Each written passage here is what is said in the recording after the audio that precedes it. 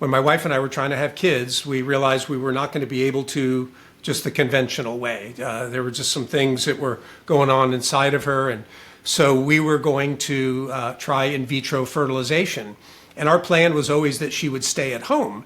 And I remember praying, I'm like, God, I'm not going to refinance the house hoping that we have a kid, because you know if we're going to have a child.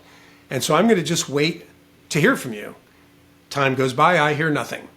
So I remember a story in the Bible about Gideon and his fleece. And were you like tapping your watch? Yeah. Come on. His timing's not mine. I figured that out a long time ago. But there is a story in the Bible about Gideon who is approached by God, and he doesn't believe it's God. And so he says, well, if that's really you, God, make this fleece on the ground dry, but everything around it full of dew. And God does it.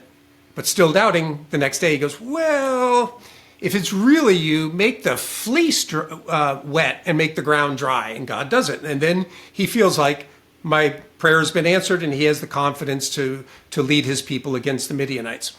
So thinking about that, I said, God, I would take it as a sign from you if the interest rates would fall to 7.5%. Now, this goes back into the 90s, so they were high.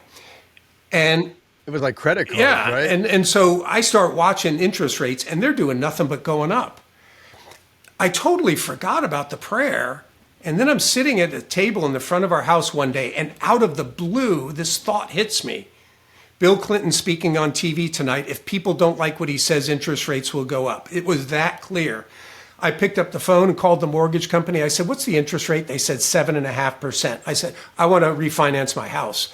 And it went up to over 9% after that, after he got on and had that, whatever he was doing when he's talking.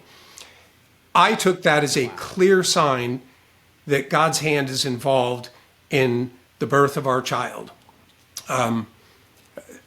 There was another time, I will tell you, and I might get emotional because this is pretty personal, but prior to our daughter being born, my wife and I, we were going through struggles like so many couples do. And I remember driving to work and praying, and I just said, God, all I want is her heart. Clear as a bell, he said, her heart's mine and you never asked for it. And it brought me back to something I had not done. I didn't ask her dad for her hand in marriage. My dad wasn't really around. Nobody told him I was supposed to do that, but God clearly said, that's a picture of you asking me. I bawled my eyes out. But I went back to her dad and I apologized. And he was very gracious. He said, I just thought young people didn't do that anymore. I said, no. I said, I should have, and I apologize. And he and I have a wonderful relationship. But again, nobody can tell me that those two things were not God interacting with me. And the more I would avail myself, the more I would see. Yeah, that's awesome. Thanks for sharing that. That's awesome, man. You're welcome.